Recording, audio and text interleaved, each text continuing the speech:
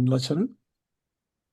Om Ajnanatimirandasya Jnananjana-Shalakaya Chakshurunmilitam Yena Tasmai Shri Guruve Namaha.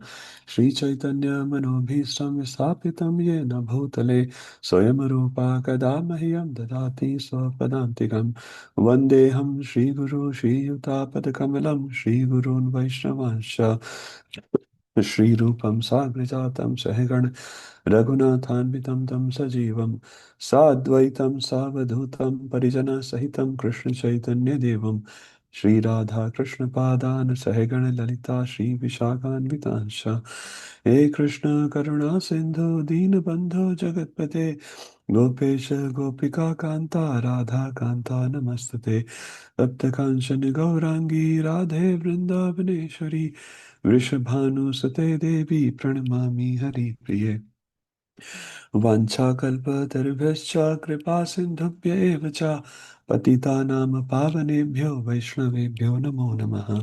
Jai Shri Krishna Chaitanya Prabhu Nityananda Shri Advaita Gadadhara Shri Vasadi Gaura Bhakta Vrinda Hare Krishna Krishna Krishna Hare Hare Hare Rama Rama Rama Hare Hare Hare Krishna Krishna Krishna Hare Hare Hare Rama Rama Rama Hare Hare Hare Krishna Krishna Krishna Hare Hare Hare Rama Rama Rama Hare Hare. Jagat Guru Srila Prabhupada ki Jai.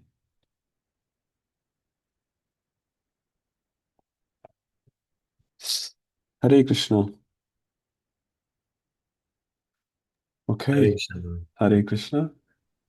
So, welcome to our Bhakti Sastri chapter 6, which we are continuing today. Before we restart doing the chapter 6, I think worth revising 529, which we discussed last week. It's a very, very important words. So we'll start from the discussion of 529. Who would like to go first? Amrit Prabhu, would you like? Yes, Prabhu. Hare Krishna. I like your confidence. Yes. Okay. The sages, knowing me as the ultimate purpose of all sacrifices and austerities, the supreme lord of all planets and demigods, and a benefactor and well-wisher of all living entities, attain peace from the pangs of material miseries. So this is the peace formula that has been given, and some few keywords is Bhoktaram, Yagna Tapasam, which means Bhoktaram is one who is Bhokta or the enjoyer of all the Yagya, all the Tapasya. The full enjoyer is Krishna.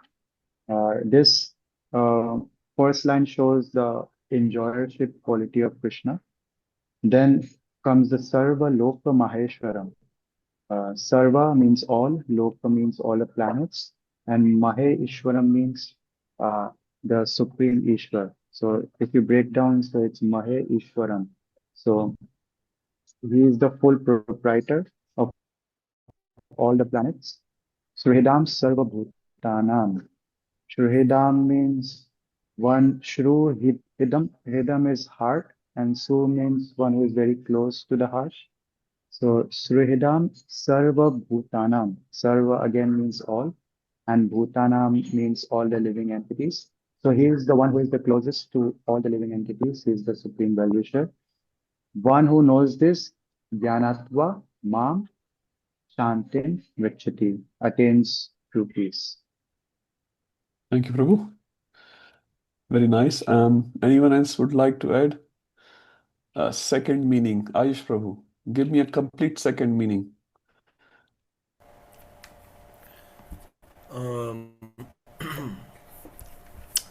So, Bhuktanam Yagnata Tapasyam Sarvaloka Maheshwaram. What does Bhoktaram mean? So Amrit Prabhu already said that. I just want to have a second meaning as well. First is correct.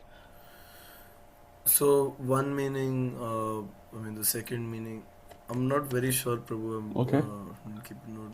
No problem. Who has taken notes last week? What does Bhoktaram, second meaning? First is enjoyership, no doubt with that. What does this word signifies besides enjoyership, which is correct? So Krishna is the goal of bhokta. Bhokta refers to enjoying mentality.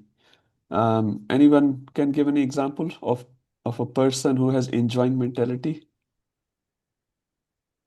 Anyone here who has enjoying mentality except pure devotees? Okay. So Krishna is the goal of all the karma kandis, all the karma yogis as well, because they have enjoying mentality. So he is the bhoktaram. So he is the goal of all of them who are even doing karma kanda. They're trying to enjoy.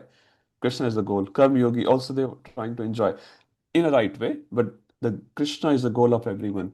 Now, Sarva Loka Maheshwaram, Amrit Prabhu says proprietorship. That means it's representing what? In our current vision, who is the Sarva Loka Maheshwar? In our current vision, in the current Brahmaji. universe, Brahmaji and all the demigods. So people go to demigods, 4.12, Kangshanta Karmanam Siddhim Ijantahi Devata. So they go to demigods to fulfill their material desire, to get some proprietorship. So Krishna actually is the goal of all the demigod worshippers as well. Because demigods are getting all the Shaktis from Krishna himself. Huh? So they want some proprietorship. Krishna, give me wealth, give me a place in Sargloka, this Loka, that Loka. So Krishna is the goal of all demigod worshipper as well. Suhridam, what does this signifies? Anyone else? In Hriday, who's meditating on Hriday? Ashtanga Yogi. Ashtanga Yogi meditating on Paramatma, which is situated in the heart region. Soul and super soul both reside in the region of heart. So, Suhrat also signifies Krishna is the goal of Ashtanga Yogis as well. Sarvabhutanam. Krishna is the goal of everyone. Which verse in Bhagavad Gita represents this same theme in a different verse? Ayush Prabhu. You know that verse, I know. I can't. Similar thing in a different verse. 7:19 Bahunam Janmante Jnanavan Mam Prapadyate Vasudeva Sarvamiti Sa Mahatma Sudurlabha. So all these different goals which Krishna is already there, right? People will reach to that conclusion after many, many births. Bahunam Janmnan Ante. They will take birth, they will have this goal, that goal, demigod worship goal, this proprietorship role, enjoyership role, Ashtanga Yoga role, mystic Siddhi role. And finally they will come to the conclusion. Bahunam Janmante Jnanavan Mam Prapadyate. One who has attained the real knowledge, Prapadyate, they will surrender unto me. Vasudeva Sarvamiti. We'll read that. So everyone can go on mute, please. Yeah, thank you. So Vasudeva Sarvamiti Sab Mahatma Sudurlabha. So similar thing will be expanded later in the 7th chapter as well. So Krishna is the goal of everyone, not it's just a theory, we can prove it step by step.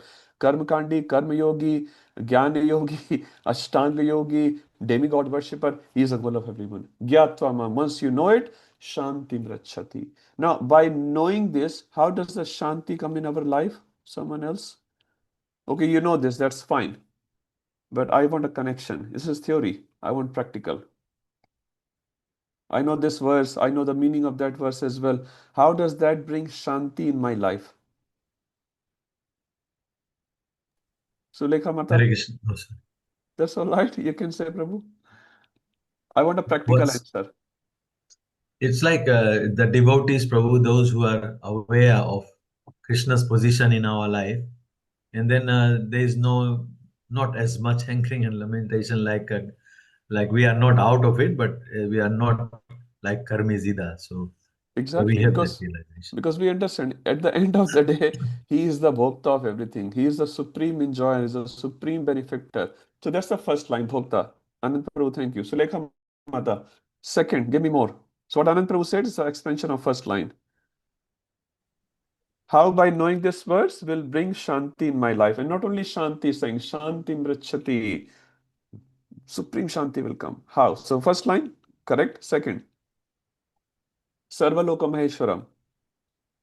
Um, is it, I mean, by understanding that he is the Maheshwar of the entire Loka, and then, I mean, he's the ultimate source of everything and he's the ultimate destination of everything. This is what, if we understand. Yes, Mataji. More. You're right. I And, just want more expansion, uh, Mataji. How uh, would you explain this to a third person who's not aware of, say, Krishna conscious too much? How would you explain it? That yes, Prabhuji, Mataji, by living in harmony with Krishna will bring peace in your life. So, okay, three aspects are mentioned in this particular verse. The first one is bhokta, enjoyership. Second is called proprietorship. And the third is supreme benefactor. supreme benefactor. So these three aspects are there. Now, just imagine we are all after these three aspects, isn't it? We are enjoyership. We are after enjoyership. We all are, right? A smaller degree, bigger degree, all are there. So proprietorship, as anyone want to become proprietor of anything? Huh? Yes. We are trying to buy at least a two-bedroom apartment, four-bedroom house. Once you have one, then the second, and the third, and the fourth, and then this goes on and on and on. So, sir, look, we are also buying proprietorship.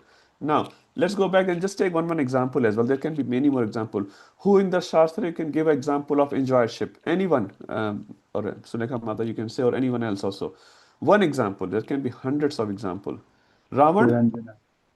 Okay, Puranjan and all Saji, fourth chapter going on. Very nice. Ravan was an example, can we say? He was trying to enjoy Yes. Yes, Prabhu. uh, people, and he did so many nasty activities. Sarulok Maheshram, anyone can give example of proprietorship who wanted lot of lokas? Hiranyakashipu, Hiranyakashipu. Bali right? Maharaj is Huh? Bali. Okay. Bali Okay, Maharaj. Hiranyakashipu, you can say 40 planetary Hiranyakashipu. system, huh? Bali also did it in a small way. Hiranyakashipu actually attained that position. Except Brahma, he actually won over everyone. For 14 planetary system, he was ruling all over. Huh? Suhurdam Sarbhuna Bhutanam, this is only applies to Krishna. We are hardly Suhrad even to ourselves. Huh? It says the most obstacle someone can make in your life. Who's that person, Amrit Prabhu? You know that? Your roommate? No, no. All roommates are very respectable. Who is the worst person in our life who makes the biggest obstacle in our spiritual life? My own mind. My own mind. Thank you, Amrit Prabhu. You are so honest. We ourselves are the biggest obstacle in our spiritual life. It's not our roommate, flatmate, family people, boss, neighbor, this and that. That's just our sense perception. It's our mind itself which creates the most obstacles. Huh? It just doesn't let us focus on Krishna. It focuses on everything else. Huh? So Surdam Sarvadhanam, that only applies to Krishna. But we think we are also doing that in a limited way. So Krishna is the proprietor, Krishna is the supreme benefactor, and Krishna is the enjoyer. Once you know this, then our everlasting hankering for material things, huh? That I want to enjoy or I want to take over. I want to take over another country, another people, another resources. That will actually come down, and then will not have a competitive mentality because we'll see Krishna is the owner, not me. And when we see Krishna is the owner, then the brotherhood comes. Oh, he's my brother, he's my sister, she's my sister. And that when brotherhood comes, the love comes automatically. We are not trying to accumulate just endless wealth. Sometimes when we are in the younger students, year 6 or 7, we watch some movies and then we think, बड़ा होके मैं भी बड़ा आदमी बनूंगा. And I grow old, I will also become a very rich person. And then you grow further, further, further by the influence of movies and society. You think, I'll become the richest person, at least in my community. Then your desire grows, I'll become the richest person in my country. Then your desire grows, I will become richest person in the world. Then desire grows, I will become the richest person in the history of the world. And by the time you reach there, you become the history. Once you know those facts, what happens? We don't have those extreme hankering. As Anand Krishna Prabhu was saying, up to an extent, we all have it. That extreme hankering is not there. When we gain something, we're not supremely happy. When we lose something, okay, chalega. So when these things come, then the peace comes within. And he says, when you have peace in your heart, then you can radiate the peace in the world. If you are unpeaceful, anyone tell me, if you are internally unsatisfied, angry, can you radiate peace, Rajesh Prabhu? You're very angry inside. Amrit Prabhu says, bana raha hai. He is just faking. He looks very unhappy, unsatisfied. Prabhu, kya hua aaj?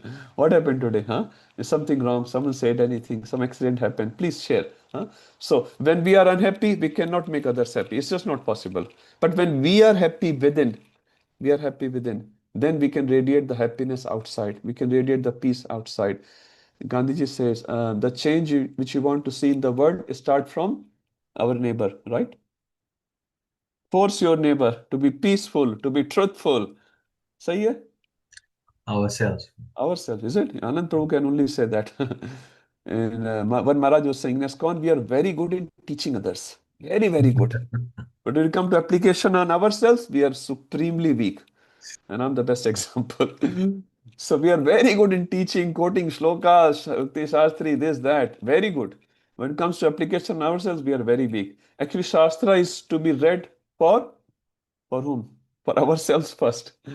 Janma sarthak kari te karo paropkar. We start doing paropkar first and then we fail.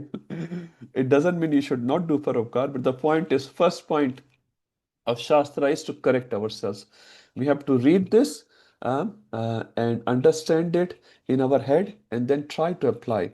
And when that happens, then when we change, the change automatically comes outside. Ayush Prabhu, you have taken, 5 Alfonso mangoes. What burp you will get? किसका खुशबू आएगा when you burp? आम का खुशबू आएगा, right? Now Amrit Prabhu has not taken any mango and he's just trying to burp. What will come out? Nothing. Only hawa will come out. Only air will come out. So our sadhana is like our prasadam.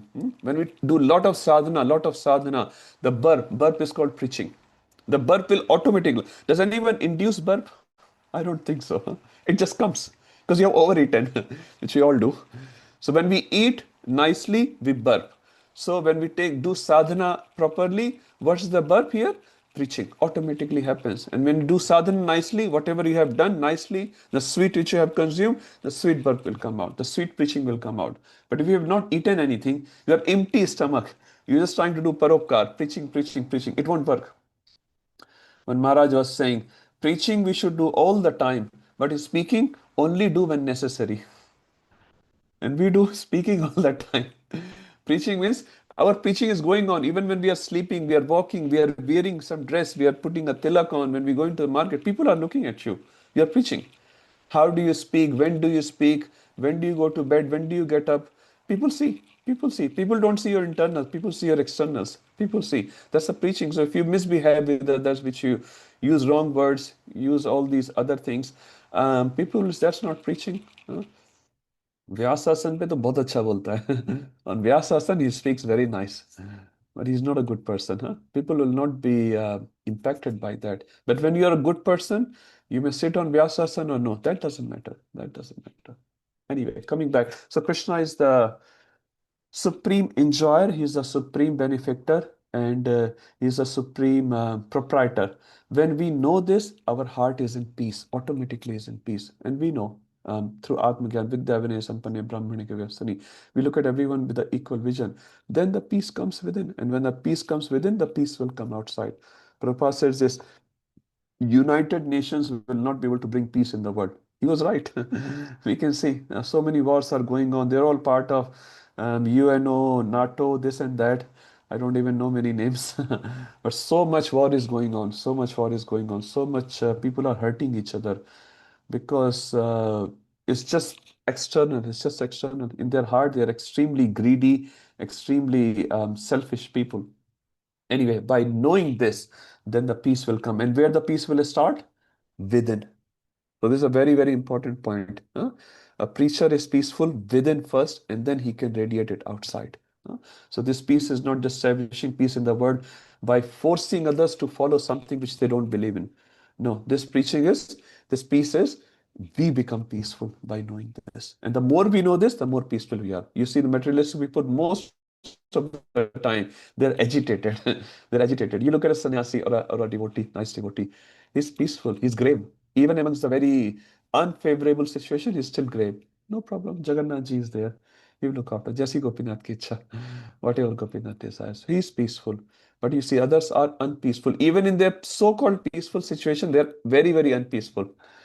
Very, very unpeaceful. So this verse applies, starting from where? Anyone can say, Keshav Prabhu? How do you establish peace in the world through this verse? By starting from Ourselves. ourselves. This verse should bring peace in ourselves. Then we can radiate the peace in the world as per our little capacity. Okay, that makes sense? Okay, Ayush Prabhuji has a question or a comment? Yes, a very quick question. Hare Krishna. You were mentioning how like we like we quote shloka, all of that, but then when it comes to application we kind of fall down. And a lot of times I've also seen like when we're reading shlokas like prakriti kriyamanani guna karmani sarvasya ahankara vimudhatma kartaham iti manyate. We read this, we understand the meaning also very clearly, and it makes a lot of sense, and we think we have understood this, but then like some incident happens and we realize like even after knowing everything we still like it happens in your front of your eyes and you're like, how did this happen? Even though I knew, like there's one verse dhyato vishayan punsa sangasate shupajayate, and that verse makes so much sense, but still we fall into that exact trap which is given in that verse. So how do we like actually take some practical step to apply it in our life, whatever we learn? Thank you, Prabhuji. Very, very nice question. So we know many shlokas, we've been studying for a while, we know our books, we give classes as well, but when it comes to application, we fail many times. So Ayush Prabhu, my first responses which comes to my mind, you're already advanced, Prabhu. You'll say, "Arey, buttering kar raha hai." No, no, we are not buttering, Prabhu. Just by realizing that you have faults, it's an advancement. How many people in the material world know their mistakes? So the things which we used to enjoy, I don't know when you came to Krishna consciousness, but before coming to Krishna consciousness, most of us, definition of success, definition of enjoyment was very different. Very, very different, right? When we get some success, even little success, even if it is on the top of exploiting others, lying others, hurting others, we'll become very happy. Yay, I achieved it. But now at least we realize, no, this is not the real success. And if it is involving hurt of others, that's definitely not success. Now you are saying we get trapped in dhayate vishan pulsa sangasya subhajayate. Yes, this is true. For most of us, it's true. We get trapped, but at least we realize this, that we are getting trapped. Our definition of success, our definition of enjoyment has changed little bit at least. There are two words in Shastra. It says one is ideal and one is practical. So initially, before coming to Krishna consciousness, our ideals and practicals were same. Now what has happened? At least our ideals have changed. Our behavior may not have been changed as yet, but our ideals have changed. We don't enjoy watching movies as much as we used to enjoy before coming to Krishna consciousness. Even when we are watching, Amrendra Prabhu was saying in the class, Krishna consciousness may not come in your mind at all. But when you start watching a movie or a cricket or something like that, all the shlokas will come to your mind. I'm wasting my time. This is not good. So neither you enjoy Krishna consciousness nor you enjoy the cricket. Does it happen? It happens. It happens. Like we feel like we are wasting time. Although we may still waste the time, we feel like this in itself, I'm just saying it's an advancement. To recognize our mistake. Yes, I am diseased. It's said about the Krishna Katha or Ram Katha. Katha is like a darpan, like a mirror. Katha shows you, when you come to Katha, what happens? The first thing Katha does, it shows your internals into the darpan, into the mirror. Suppose your face is not so good, suppose, and you think your face is very good. At least when you see in the mirror, oh no, I'm not so good. So before coming to Katha, we all think, I am great person, I'm a VIP. When you come to Katha, you know, yes, you are a real VIP, very insignificant person. So what Katha does, Ayush Prabhuji, it shows you exactly who you are. You realize your faults, you realize your mistakes, and then itself is a first step. Now the second step, you're saying, what are the practical steps which we can take? Multiple steps are there, Prabhu. The first thing, in summary, I can say, keep reading Shastra, because Shastra will sharpen your intelligence so much. The intelligence which is able to recognize at this stage your disease, for example, the same intelligence, when you sharpen it more and more through the study of Shastra, through the application, at least trial of the application of Shastra, trial. You may fail. We all fail. That's not a problem. Trial of the Shastra, what will happen? Intelligence will become so strong one day, then sense gratification will not be able to tempt you. The Maya of this world will not be able to tempt you. Right now, as NOD says, Nectar of Devotion says, we are like a green mango. We are mangoes, yes. We have a good goal, at least, good goal. Our goal is pure. We are not pure. Our goal is good. Our process is good. What we are trying to do, because we are conditioned at this stage, when we follow, we fall. When we follow, we fall. So this is our stage of struggle, which will be there. Anytime, Prabhuji, when you learned riding your bicycle, did you fall ever? Do you Many remember at times. least? You did? Many times. Many times, right? We all did. But after a while, now you can probably ride bicycle nicely without falling. So similarly, Prabhu, when we are marching on this journey, we are falling at this stage. We are not successfully riding the bike, but keep practicing. Abhyasentu kaunteya vairagyecha gayate. One day it will happen. It will happen that our continuous sadhana, our continuous trying to apply these principles in our life, one day will attract the mercy of our guru or our seniors, and then with that mercy we'll get so much strength. Then we'll say, Hare Krishna Maya Devi, only Radharani. Only Radharani Gopinath is our only shelter. Then we'll not be able to look forward to other things. And then the fall will not happen, Prabhu. But it's a journey. It doesn't happen overnight.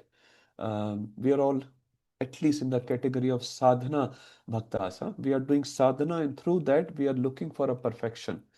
There are some siddhas like Prahlad Maharaj. They have never looked at Maya basically. They have never experienced Maya. They have never done anything which was wrong. So we are not in that category. We are in the sadhana category. But while we are performing sadhana, we are praying for the mercy of our Guru, our Acharyas, Gopinath, that please give me mercy. I'm very fallen. I'm very, very low. Even Bhaktivinoda Thakur is saying, uh, Amara Jivan Sada Papirata. Bhaktivinoda Thakur is speaking. We are not Bhaktivinoda Thakur, but we are a simple sadhaka. So, Amara Jivan Sada Papirata. I'm always engaged in sinful activity. Krishna, please be merciful. Narottam Das Thakur says, Sansara basana mora kaba tuchhe hoile. Narottam Das Thakur is praying, Sansar basan. Sansar basan means my attraction towards sansar kabe tuchhe hoibe. Tuch means become very insignificant. Right now, we all have, at least in degrees, attraction towards this material world.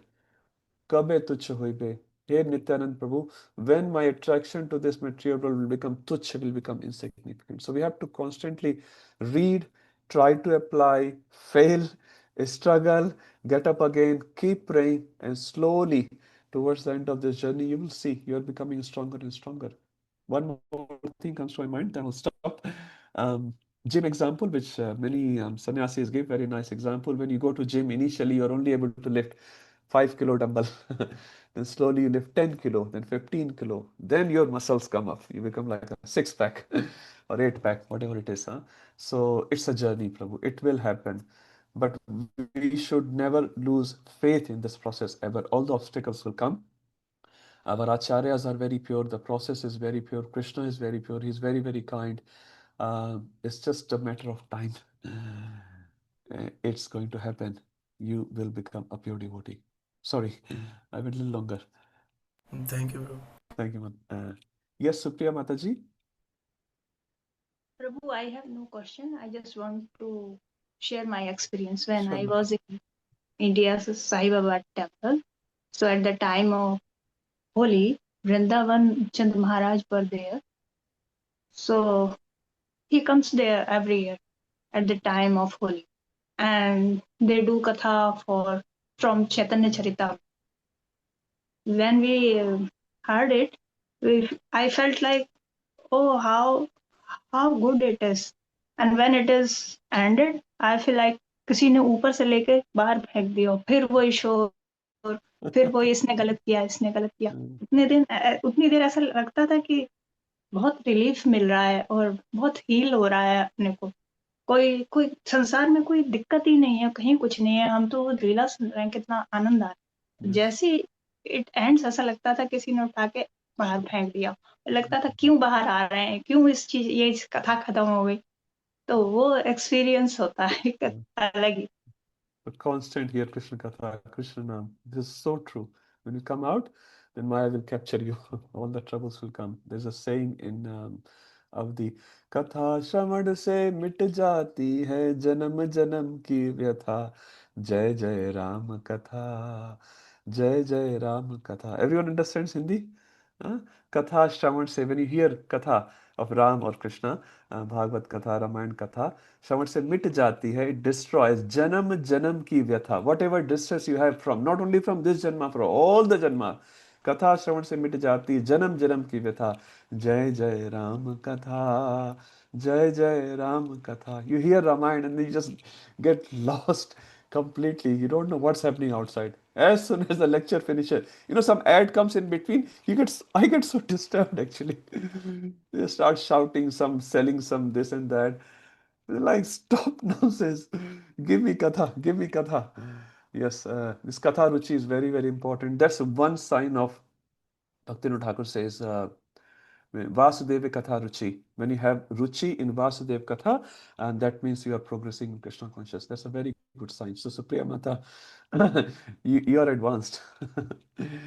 This is as per 127. No, Bhagavatam Prabhu, 127. I'm not advanced. This Okay, is you're advancing. भाषा means उनके कहने का ऐसा असर होता था, उनकी Yes, कथा में ऐसा definitely. होता. Yeah. So the devotees also create that atmosphere. That is so true. Prabhupada was asked by his disciples that we were so sinful. We have done so many sinful activities. We didn't know anything about Krishna. We are completely opposite to Krishna consciousness. So how did we come here? We haven't performed any piety. So Prabhupada said, I have created your piety. Prabhupada said that. I have created your piety. And that applies on all of us as well. So don't think we are able to be in this ashrama, that ashrama. I'm able to chant 20 rounds a day. I know 500 shlokas. Hang on a second, hang on. It is actually coming from somewhere else. Bhaktivinoda Thakur says, we are all made up of mercy of Vaishnavas. We should never forget that. No one can advance in Krishna consciousness on their own. It's not possible. You may think you're a great devotee, great Vaishnava or Vaishnavi. Sorry to say, it's not possible. Your greatness is only the representation of mercy of other Vaishnavas on you. Everyone is great. All the souls are pure devotees. But why you are able to do something which others are not able to do? Because you have accepted that mercy, that via media, and you are able to do. Prabhupada said, my Guru Maharaj made me a diamond. Prabhupada made this pirouette.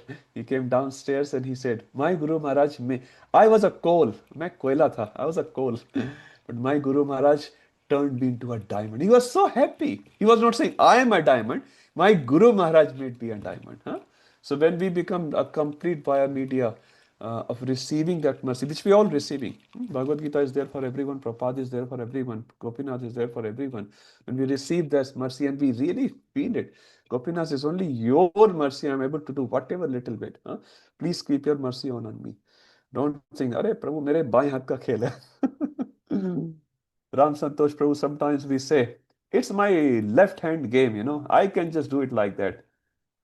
Sorry, Krishna consciousness doesn't work like that. Krishna will just retrieve that mercy and you will be gone. Sorry. Big, big sannyasis, big, big devotees have gone. Who are we? Who are we? We should always feel that mercy and we should be very, very grateful to those acharyas. If someone says, Prabhu, you have done this seva wonderful.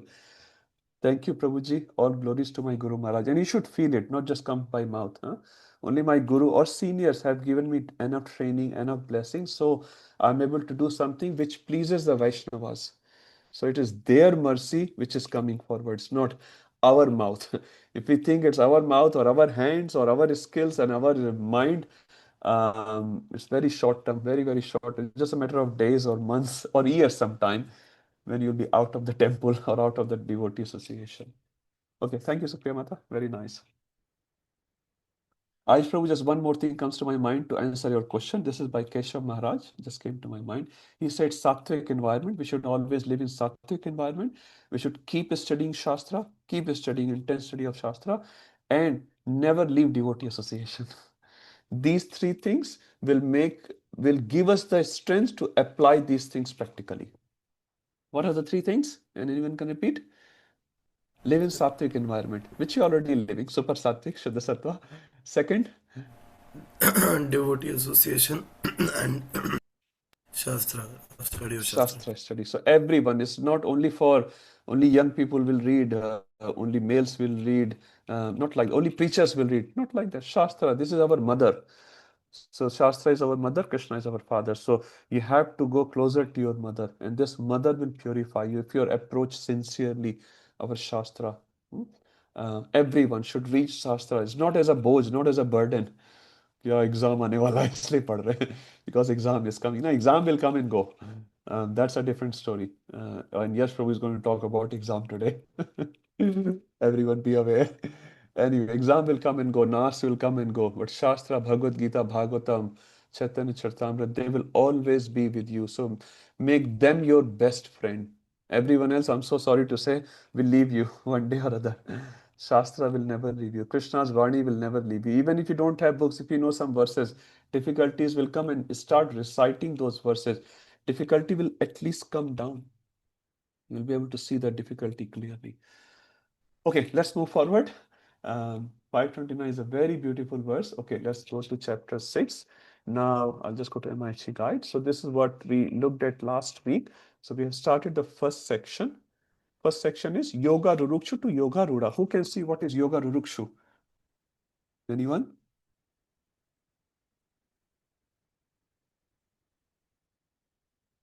Anjumata, do you know what is Yoga Rurukshu? Amrit Prabhu has spoken a lot, so sorry. Wait. Everyone should speak. Even if it is wrong, it doesn't matter. Don't think this is not an exam. If you speak wrong, say something wrong, don't mind. I always speak wrong. So that's not the criteria here. But please interact. By interaction, we know the subject matter at least 60%. So everyone make mistake. We may have lack in understanding. That's okay. But please participate as a family. This is not a test. Anjumata, please say Prabhu, whatever your understanding is. Prabhu, one is means yogi is developing towards it. Aru means sthit, higher stage. Okay, Yoga Ruda is higher stage, yes. And Yoga Ruruksha means, Mata? Means yogi is trying to reach that level. It's Thank you. not a A higher level. neophyte yogi. So Yeah. Yoga Ruruksha refers to neophyte yogi. Yoga Arura refers to advanced yogi. So Krishna will discuss about the Yoga Ruruksha yogi, advanced devotee. Any Yoga Rudas here? Advanced devotees? Okay. Amrit Prabhu is raising hand. He is, no doubt. No, no, Prabhu, you are. Anyway, I have a lot of respect for ashram devotees. It's very, very nice. It's the best lifestyle. It doesn't mean outside devotees living not a best lifestyle, but yeah, a lot of nice environment to practice those things. Okay, you're a yoga neophyte. So most of us at this stage are neophytes, but we are in the journey to become yoga rudha. Here, yoga refers to Krishna consciousness. Arudha refers to advancement. We are all in that journey. Now, let's come to chapter 6. And we read 2 verses last week. And Bhagwan is saying something. Who wants to do verse 1? Anju Mata, Supriya Mataji helped you in the last question. Now you can do the second one. Just read the verse, please, and some few important points of that verse. Hare Krishna Hare Prabhu. Krishna Mataji.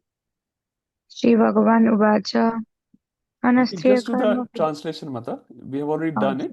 Just get some few The points. Supreme Personality of Godhead said, one who is unattached to the fruits of his work and who works as he is obliged is in the renounced order of life. And he is the true mystic, not he who lights no fire and performs no duty. So in this verse, Krishna is saying that no, we cannot stay without doing any works or any activities.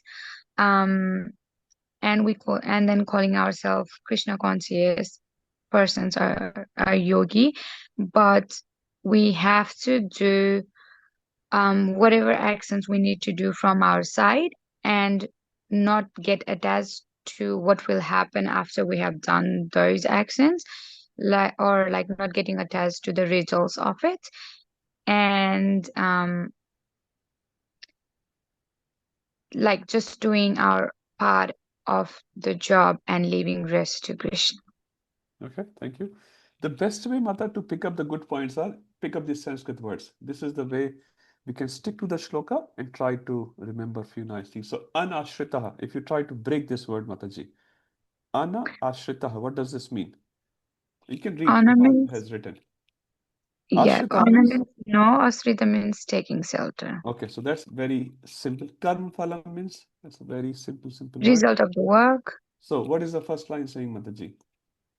So not getting attached to the result of the No, work. so if you have to say in these words, don't take ashraya. So your bhav is correct, intention is correct. You're saying don't take ashraya of the karma phala. Do we ever take ashraya of the karma phala? Anyone here? Yes. Yes? Every Yes. one of us. Without karma phala ashraya, we don't work. We only go to kitchen when we are hungry, isn't it? Okay, sometimes we go in the DT kitchen for cooking for the DTs, but I'm just saying in general, huh? We go to work, we do perform any action. Even when we establish relationship in the world, we're all selfish people, isn't it? Kesha Prabhu is not, but we are, most of us. We establish relationship. What can you do for me? Isn't it? This person looks very attractive, he's very wealthy, he's in big position, he's this and that. So we establish a relation, we try to establish a relation because this person can help me to gratify my senses. So anashrita, so a yogi is not taking ashraya of the karma phala. This is the first thing. Karyam karma karoti yaha. Anjumata. So if you start reading these lines, Mataji, then it will become very, very easy for you to explain. But what you said is also correct. I'm not denying it. I'm just trying to come more closer to the verse. So karyam Karyam. karma karoti yaha. So karma is work. Karyam is obligatory. Okay. Mm, Karoti. Karta hai. one who does. Yaha means one. That One person. Yaha. So you know all these words. That person does the work. No, not that. No karma phala, no work. It's not like that. Inactivity is not the solution, which we have established earlier. Sa sannyasi, sa, that person is a sannyasi. Cha, and yogi cha. That person is a sannyasi and that person is a yogi. Not that person, no, not that person who niragni. What does niragni will mean? who doesn't do anything. No, Like no. who doesn't. Agni. Agni means Fire. fire. No, just translate the verse and we'll come to the expansion later. So, na agni. Suppose you want to cook mata. Now we all have hot plates these days. Suppose you have a gas kitchen, where the actual fire is there. You don't lit the fire. Can you cook prasad without lighting the fire? No. Right? So you have to Agni. Agni refers to fire. What is the relationship between sannyas and Agni? Aish Prabhu, because he's going to take sannyas. So No, bro. Agni and sannyas. What's the relationship? As per Raghunath Bhatt Goswami, I'm you not should know this. sure. You're not sure. Okay. Who can say what's the relation between Agni and sannyas? This verse is representing a great Sannyas thing. are not allowed to lit fire Thank you, for Anju Mata. themselves. She knows about the sannyas ashrama. Thank you, Mata. That's why it's not males and females and this and that. Everyone can be a sannyasi. It's not a attire which makes a person sannyasi, it's the behavior which makes a person sannyasi. So, thank you, Anju Mata. Very nice. So, sannyasi actually is not allowed to lit fire. Who can expand this line? Because you can challenge me on that line. And you should actually. But if you read just a literal line, sannyasis are not allowed to lit fire. Please challenge me, counteract me, cut me. Sridhar Srinivas Prabhu. Sannyasis are going to do this sometimes in the yajna. In the yajna, yes. So for sacrifice, yes, Prabhu, please continue. Whereas the internal meaning of this line, he is not using for cooking and all these kind of day-to-day material works. He is not allowed to do this For kind personal cooking, for example. of personal So cooking. he can cook for the Lord. For Gopinath, he can go into the kitchen and make, 50 dishes. Prabhupada made so many times. But for himself, he is hungry. Suppose Krishna is not there. He cannot do that actually. He cannot do that. He cannot let fire. He has to be completely dependent on Krishna, whatever comes. Actually, it's written sannyasi will get up, suppose in north, east, west, south, wherever. Whichever direction his face while getting up, he should walk in that direction. Suppose our ISKCON sannyasi starts following that. They have to come to Singapore, they arrive in Europe. Right? So they're doing all these things. They are not transgressing the law of a sannyasi. No way. A sannyasi is written in the book. You can read yourself. Sannyasi should not cross the ocean. How many times Prabhupada crossed the ocean? 14 times in 12 years. Around the world, not 1, 2 oceans. Is Prabhupada transgressing the law? Prabhupada cooked, Prabhupada sat in the fire yajna. Sannyasi should not go to a marriage ceremony. Prabhupada went. Our sannyasis go. These are all valid things written in a book. You can read yourself. But for themselves. Because if a sannyasi goes to marriage ceremony, what will happen, Amrit Prabhu? Or brahmachari goes to marriage ceremony. He's laughing. It's serious, Prabhu. What will happen? Fall down. May happen, may. So, because the desires may come up. Look at this groom. He's so happy. Ask him after 6 months. It's just a fake mal. It's the whole world is just fake. Honestly, all of you will realize as you go through life, it's just fake. Everyone shows how happy they are. My family is happy, my wife is happy, my husband is happy. Just go to their house at 9 p.m. in the night. Then you will know how happy they are. It's all fake. It's all facade in Sanskrit. I forgot in English it's called facade. Everything, everyone. I'm not talking about devotees here. It's just a facade. No one is happy. Putin is also not happy. Trump is not also happy. No one is happy. They are the top leaders of the world. They are billionaires. Huh? I don't even know how much money they will. They are not happy. No one is happy here. Huh? A Krishna conscious devotee is happy. A lover of Krishna, he's happy. Then it doesn't matter what his external situation is. Anyway, so sannyasi cha yogi. Sorry, I told some sannyasis niyams. Come back to this. This sannyasi is not an external sannyas which we are talking. The sannyas what we are talking is a person who is well situated in Krishna consciousness. And also one sannyasi meaning is who is disconnected from the world. That's also called sannyasi. Disconnected. And yogi is a person who's connected to the spiritual world. So sannyas and yoga, they go hand in hand in that sense. Now sannyas have a big definition, but one day sannyas, renunciation means renounce from the material activities. Yoga refers to connect from the spiritual activity. So they go hand in hand. If you are too much connected to the material world, you will be less connected with Krishna. Is it true? And if you are more connected with Krishna, you'll be less connected with the world. Everyone can experience that. If you have a lot of material desires, can you become a very good devotee? You will struggle. You will struggle. But if you have less material desires, you can think about Krishna, you can participate in Krishna's service more peacefully, more nicely, with more focus. Anyway, coming back to this verse. So, sasannyasi cha yogi cha, not that person who does not lit the fire, na cha kriya. Anjumata, last word for you. What does this mean? Na cha kriya. Akriya, sorry. Na cha akriya. Without duty, no, no, not. Thank you, Mata. So, Sure, not that also. person who is doing akriya. Akriya means not doing any duty. बस पड़ा हुआ है दिन भर. Whole day he's on his couch, sleeping or daydreaming. I'm a sannyasi. Excuse me? So not that person. A well-dressed person in suit, boot, all that, he can be a sannyasi. A factory worker can be better than a sannyasi. And a person in a gerwa, in a saffron may not be a sannyasi actually. He's holding a danda, he may not be a sannyasi. A factory worker going to job, he has 3-4 kids in the house, he has his parents to look after, he can be a sannyasi. It's the lifestyle which we are talking, not the external dress. Okay, let's move forward to 6.2. Okay, we'll leave that. Just trying to discuss the relevant verses. Okay, 6.3. Let's start today's discussion. Who will read the first verse? Sarvajiveshwari Mata, if you can.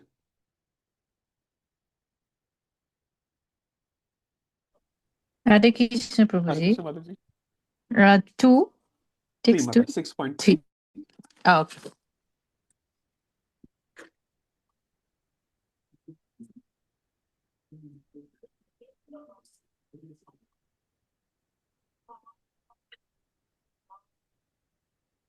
You can read the verse, Mata. Yeah, Arurukshar Mune Yogam Karma Karanam Uchyate Yoga Rudasya Tasaiba Samay Karanam Uchyate This is Shamaha, Mata. Shamaha. Shamaha. You read Sanskrit as Sha. Very, Okay. Samaha and Shamaha. Very different words. What's the difference, Ayush Prabhu? Samaha and Shamaha. Sama means Sama means seeing on an equal level, and Thank you. Shama means forgiving. That is Shama. That is Shama, Shir So Sagar. what did you say? Shamaha. You read on the screen, Prabhu. Shamaha. Sha. Not Shama means like Shama. end all the cessation. No. Shamaha Damaha Tapaha Saucham Shantir Arjavam Evacha. 1842. Brahman has 9 qualities. Shamaha Damaha. So Indriya Daman. So when we Indriya Daman means when we jeet our Indriyas, when we can conquer our senses, and Shama refers to when we conquer our mind. There's two different things. So on Ekadashi, suppose Sarjive Shri Mataji, someone brings you nice Rasgulla. I don't know, whatever your favorite is, huh? And what you will say, Prabhuji, kal khayenge. I'll take it tomorrow, Prabhuji. Thank you so much. Huh? I can't take today's Ekadashi. Now today I can't give this example. People make Ekadashi Rasgulla. Suppose it's non-Ekadashi Rasgulla, huh? Just for the example purposes. Huh? So what Mataji will say, okay, let me. I will have an internal desire to eat the Rasagulla. It's prasad. It's prasad. But I cannot take. This is called Aish Prabhu. Shama or Damaha? Damaha. Indriya, I have stopped my Indriya to eat. But I have a desire to eat. And what does Shama mean, Amrit Prabhu?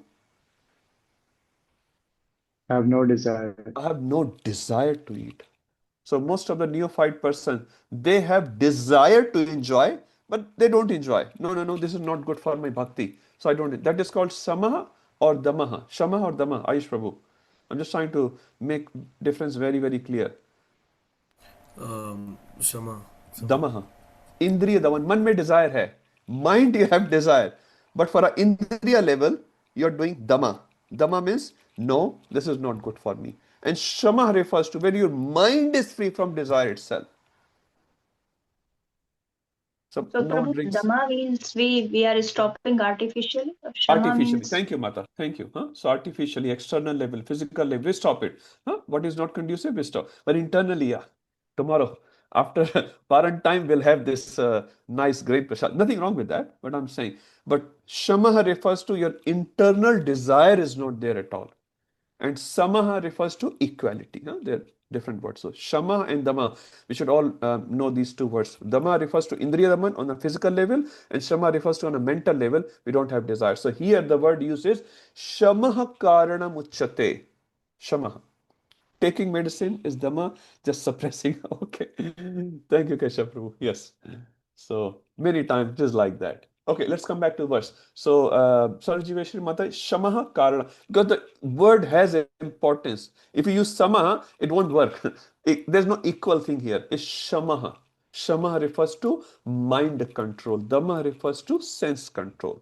Okay, please, Mata, continue. We read the translation. Yeah. For one who is a neophyte in the Eightfold Yoga system, work is said to be the means. And for one who is already elevated in yoga, cessation of material activities is said to be the means. Thank you, Mataji. So two aspects are given here.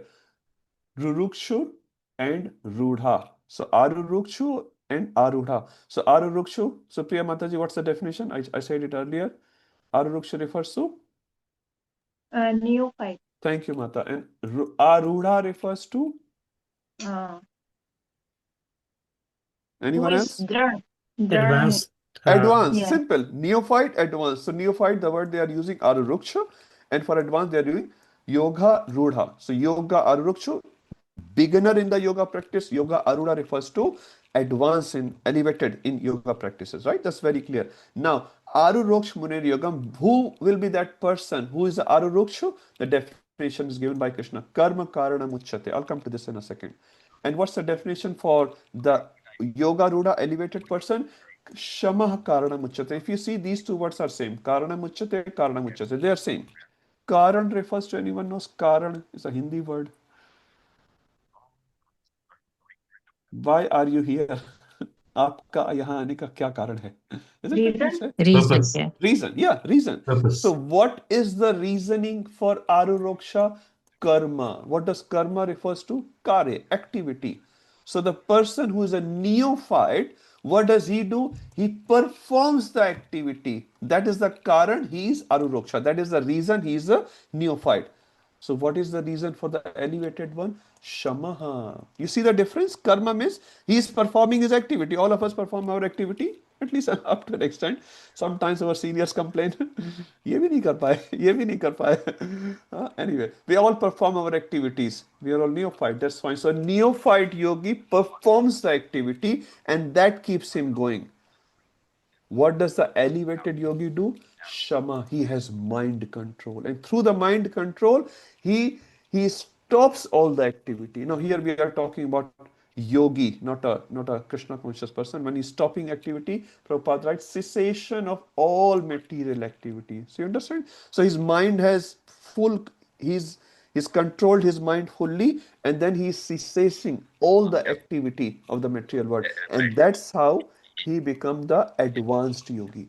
So understand the difference? Neophyte and elevated person. Neophyte is he is doing his activity, he's doing his karma, but the advanced person, he's shama, he has controlled his mind, and through that, cessation of all material activities said to be the means. Is it clear?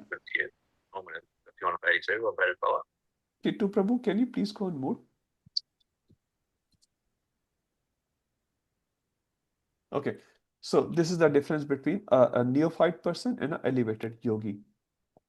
Continuing the same thing. Yadahi named, okay, someone else should read, not me. Anyone who has not read as yet. Ram Santosh Prabhuji. Oh, yes, please. Yada hi nendriyateshu narkarmasva anusajate sarvasankalpa sanyasi yogarudastadocate. Translation: a person is said to be elevated in yoga when, having renounced all material desires, he neither acts for sense gratification nor engages in fruitive activities. Thank you, Prabhu. So now in the previous verse, let me just put that 6.3. We can relate it back. So 6.3, Yoga Ruda Sadochate. So Yoga Rud, the advanced yogi, the one word which Krishna gave him this word, Shamaha. He has full mental control. Now, Krishna is expanding in 6.4. What does that mean by Shamaha? What does it mean by full mental control? Three characteristics are given in 6.4. Three characteristics are Na Indriya Artheshu, Na Karma Swanusajjate, Sarva Sankalpa Sannyasi. Okay, let's translate these three things. What are the three characteristics which will make you an advanced yogi? Na indriya artheshu. Who can translate that? Very, very simple word. Apeksha Mata, can you translate Na indriya artheshu? Not engaged in sense gratification, as it seems. Thank you, Mata. Indriya Arth, simple meaning. Indriya is senses, Artha means sense object. So he's not engaged in sense gratification. Thank you, Mata. Na karma swa anusajjate. Anusajjate refers to be engaged in fruitive activities, which may be our prescribed duties. That's fine. But we engage in prescribed duties for what? For getting the result through that which will satisfy our senses. Make sense? Suppose we go to work. All of us have to go to work and perform some work there. And we get some money after the work. And then with that money, a person may buy alcohol, for example. So why is he going to work?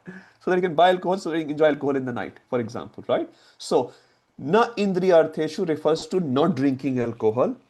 Na karmasonu sajjate, I'm just giving a negative example here. Na karmasonu sajjate refers to going to work so that he can earn money, so that he can buy alcohol, and then he can drink alcohol. This is called pursuing sense gratification. What is called? Pursuing sense gratification. You are not gratifying senses, but you are pursuing for it. I will gratify my senses. If I do this, I'll get my sense gratification. Make sense? So first one is direct engagement. Second one is pursuing for it. You're doing something which will end up in sense gratification. Third, so he is nakarma. So he does not engage in sense gratification. He does not even pursue. He does not engage in other indirect activities which will lead him to sense gratification. Third, Sarva Sankalpa Sannyasi. Who can translate that? Very simple. Prasun Prabhu. Sarva Sankalpa Sannyasi. We have read these three words earlier as well, actually. Sarva means all. Okay. And sankalpa means all the material desires, like Thank you, whatever Prabhuji. desires Yeah, you have. yeah. And sannyasi, who is the having the saint. Yeah, sannyasi here refers to renounce. So he Yeah. has renounced all the material desires. Makes sense? So sarva, all sankalpa, material desire. Sannyas means renounce. He has renounced all the material desires. So what are the three aspects of the yoga ruda? First, he does not engage in sense gratification. Second, karma swanusajate, he does not pursue for sense gratification. And the third is, he doesn't even have desire for sense gratification. Why do you pursue? Why do you go to work? So that you can get alcohol, for example. He doesn't even have that desire. So three things are there for a yoga ruda, for an elevated sannyasi, sannyasi, advanced yogi. What are the three things? He does not engage in sense gratification. He does not pursue sense gratification. He doesn't even have desire for sense gratification. If you are situated in this is called shamaha, full mind control. EPD, if you have to write it, in simple. What is the definition of yoga ruda? EPD. What does EPD mean, Yash Prabhu? Engage, pursue, and desire here refers to complete absence of the desire. So what are the three aspects? Who can say? In Sanskrit, I want. Preeti Mata.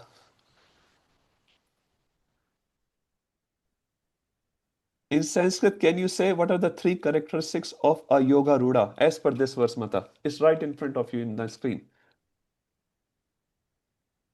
Indriyani arthesu. Na indriyartheshu, we can say, right? No, if you say indriyartheshu, that becomes yeah. That's okay, Mata. Okay, so na indriyartheshu. Yes, Mataji, that's number one. Number two, Karmasu. na karma swa Sorry. adsajjate. Na That's okay, karmasu. Mata. What does this mean, Mataji? Never. I think in never engage in like fruitative activities. No, he does engage in footy activities for the purpose of sense gratification. I was giving the example of he goes to work, he performs the work, he gets some money. What does he do with the money? He goes and buys alcohol, so that he can enjoy alcohol. So first is drinking alcohol, directly drinking, right? Engaging in sense gratification. Second is doing karma, doing his prescribed duties. But for what? So that I can enjoy. Third, Sarv Sankalp Sannyasi. What does this mean, Mata? A renounce of all material desire. Thank you. You're all Sanskrit Pandit now. You can read the verses, you can translate the verses. I'm so happy. Thank you, Mata. So these three things, if you have, you are called as per 6.3. Amrit Prabhu, quickly, one word. Yoga Ruda. Okay, Yoga Ruda. Before Yoga Ruda. Related to 6.3. What word relates 6.3 and 6.4? Besides Yoga Ruda. Sama. Thank Sama. you, Shamaha. This is called Shamaha. Shama is not something like you just sit tight. That can be Dama. Shamaha. So full mind. And we'll read this word elsewhere as well in Bhagavad Gita. So these three characteristics are given in 6.4. Let's go 6.5. Now, Krishna is just going to expand. When we talk about mind control, Krishna is going to talk all about this now. So 6.5, 6.4, 6.6, they're all talking about mind control and the impact of if you are able to control mind, if you're not able to control the mind. This is what is discussed. Very nice section for all of us. 6.5, very famous verse. Who wants to read? Shashank Prabhu. Hare Krishna. Hare Krishna.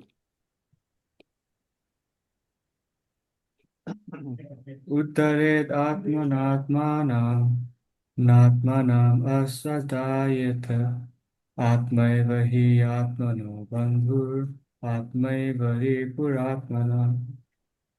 One must deliver himself with the help of his mind and not degrade himself. The mind is the friend of the conditioned soul and his enemy as well.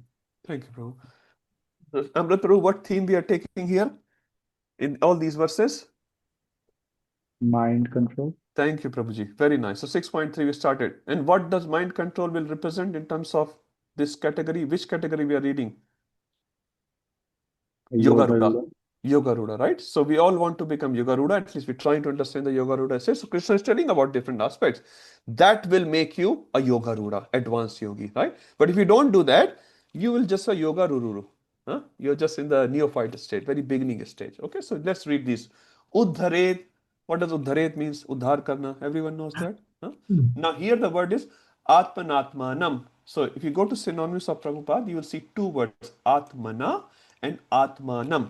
So here at least, and Prabhupada writes that the word Atma denotes body, mind and soul. Depending upon different circumstances, the meaning can change of Atma, right? So we all know that we have read this word Atma many times. So here see Prabhupada translation, Atmana refers to by the mind and Atmanam refers to the conditioned soul. So please don't get confused. Take help of acharyas. We can't make our own meanings. Acharyas will know which context, which meaning will apply. So here Prabhupada is writing, Atmana refers to mind, Atmanam refers to the soul. So Uddharet Atmana, Atmana refers to mind, by your mind, Atmanam उद्धार करो किसका आत्मानम अपनी soul का so through your mind do the uddhar liberation of your soul. Okay, that's the one line. I'll come to it in a second. I'm just translating word by word. Na atmanam avasaded. Through atmana, you can do two things. You can do uddhar or avsaded. Avsad refers to falling down basically. So uddhar means you're going up. Avsaded means you're going down. So with the atmana, with your mind, you can do two things. Either you can go up or you can go down. Right? So atmanam to your soul. So if you do nice way, you can do udharet. Through your mind, you can go up. But if you don't use your mind nicely, what will happen? Avasadayet, you will go down. So what Atmana can do? Two things, Keshav Prabhu. Atmana means mind can do two things. Prabhu, you are on mute. Tell me in Sanskrit two words. What Atmana can do to you or to anyone? Either I can go up No, or Sanskrit, Prabhu, Sanskrit. You speak in Sanskrit. Sorry. Get used to these words. With your Atmana, two things can happen as per this verse. What are the two things? Say in Sanskrit. Uddharet and Uddaret means either go up Or second? or Uddaret Matmanam. Just checking. Avasadayet. Avasadayet. Avasadayet, So yes. Uddharet or Avasadayet. Who's responsible for that, Anand Krishna Prabhu? Our mind. Our mind. But who will go up or down? Conditions. Our Atma. So mind is doing it, but result is coming to whom? Your soul. Right? So करने वाला कोई और भुगतने वाला कोई और. So mind plays such an important role in our life. Although, is mind material or spiritual? Salan Prabhu. Only that person speaks. Salan Prabhu. Mind is spiritual or material? Material, bro. You sure, Prabhu? He's thinking. Preeti Mata, can you help Prabhuji? Is mind material or spiritual? I want 100% answer. I don't like link. I think it's depend upon the person, like how the That's a person. diplomatic answer. No, my simple question. Mind is material or spiritual? Simple question. No, I think. Prasun Prabhu, jaldi jaldi. Fatafat. Spiritual, bro. Spiritual. Thank you. Apeksha Mata. Material. Arre baap re baap. So many votings are coming. Some are neutral, some are spiritual, some material. Okay, Harish Prabhu. He will give the right answer. Okay, maybe Prabhu is not there. Okay. Prabhu, mind is material. Mind is material. Abhi Apeksha, sorry, Prasun Prabhu said spiritual. Can you No, contract Prabhu, it that is argument? material. Okay, It is it's material material. because in 8th chapter it gets clarified. Okay. So, yes, mind is material. It's a material element. Can you give me the verse, Harish Prabhu, from the 8th chapter? I want verse. Without verse, मजा नहीं आती. Prabhu, Ayush Prabhu. याद नहीं प्रभु, sorry. Ayush Prabhu, give me. He's my encyclopedia. I go to him. प्रभु इतना पता हो तो भक्ति शास्त्री नहीं कर रहा होता. नहीं प्रभु, आपको बहुत पता. You already. Amrit Prabhu. If I tell you, will know. 8.4 भूमिरपो अनलो वायु खम मनो बुद्धिरेव च अहंकार इतियम में भिन्ना प्रकृति अश्रद्धा. तो अश्रद्धा प्रकृति is made up of our mind as well. Okay, so Prasun Prabhuji, mind is material, no problem. So If you give wrong answers, please do not mind. I love it actually. I love it. So we're all learning. That shows you are learning. As Ayush Prabhu said, Bhakti Shastri kyun karte? We're all sadhakas. So don't mind making mistakes, but at least try. Try. By trying, you will learn. If you don't try, sit idle, then you will not learn. Huh? So please try for Krishna. Okay, come back. So our mind is material, but the soul is Ayush Prabhu. That you know. They don't Soul need is Bhakti spiritual. Shastri. Soul is spiritual. So who is the doer here? Mind. But who is the sufferer? Who will suffer at the end? Soul. So it's better to use mind in a way which is uddhar, liberate us. Huh?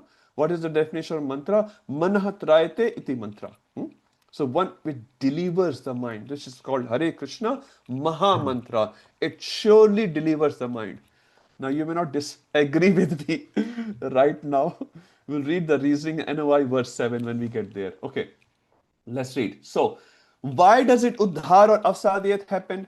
Mind can, okay, now just concluding these first two lines.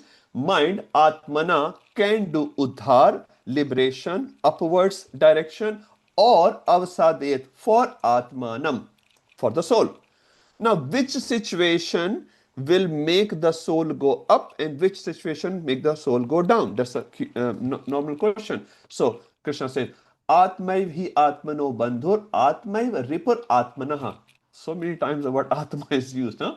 So, Atmaiv refers to, if you see Atmana, mind is Atmano, self or soul, Bandhu refers to friend. So the mind can be the friend of Atmanam or the soul, or Ripu. Ripu, anyone knows the Ripu word? Very, very popular. Srinivas Prabhu is Enemy. ready. Enemy, thank Enemy. you. Another synonym in Sanskrit of Ripu. Someone. Everyone knows that Shatru. word. नहीं, okay, शत्रु भी सही है. More. Sulekha माता, जल्दी से. नहीं, अमृत प्रभु. Another word. You live with that person on a day-to-day basis. Anyone goes to temple, know this word. You know the verse from Shastra. I'll say, you say, अरे यार, पता था. रिपु, शत्रु, एक और word. Ari. Haribol. Who said that? Sanjay Vyas Prabhu. Thank you so much. Give me the verse. Sanjay Vyas, I will not leave you. Come on, give me the verse. Ari. Where does this Ari word? Come on. Bhagavatam के Bhagavatam. पहले Yes, please चलेगा, चलेगा, बोलो. Sudhana. Huh? याद नहीं आ रहा प्रभु जी पूरा Anand Krishna Prabhu, please help Sanjay Vyas Prabhu. Ari. Famous verse of Bhagavatam, the most famous verse. Jiva Goswami, this is a Paribhasha Sutra. Out of 18,000 words, this verse is the commander in chief oh of 18,000 verses. Oh, एता what चकलम साम Ete कृष्णस्तु भग Chansa Kala Pulsha Krishna कृष्णस् Stu Bhagavan Swayam इंद्रारी Indra चाराकुलम Ari. Indra Ari Vyakulam Lokam. Ari word we'll use in 6th chapter as well.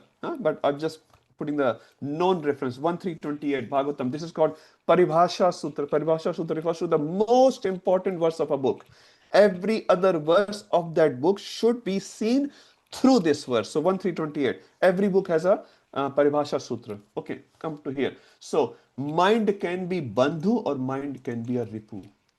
So when mind is Bandhu, what will happen? Uddharet. Uddhar will happen, liberation will happen, upwards activity will happen. But when mind is a Ripu, then what will happen? Avsadit. The Atma will go down. So what all you want? Uddharet or Avsadit? What do we want? Number one or number two? Everyone wants number one. So let's see how can we do that. 6.6, beautiful verse. Beautiful verse. Who wants to read? Kesha Prabhu. Very famous verse.